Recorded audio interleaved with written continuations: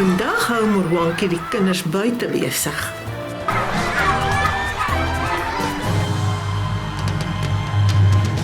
Sy gee vir hulle atletiek en sport, terwyl ek uiteindelik die kleuterskool klaar inrig binne.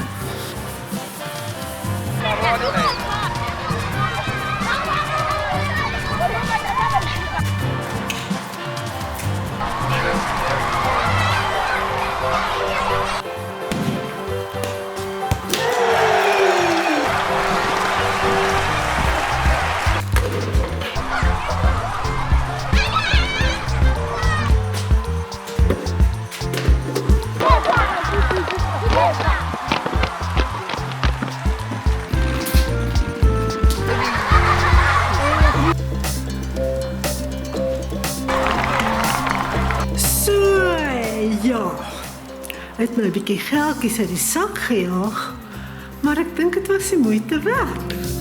Uiteindelik begin dit lyk na 'n plek waar kinders speel, leer en hulle talente ontwikkel.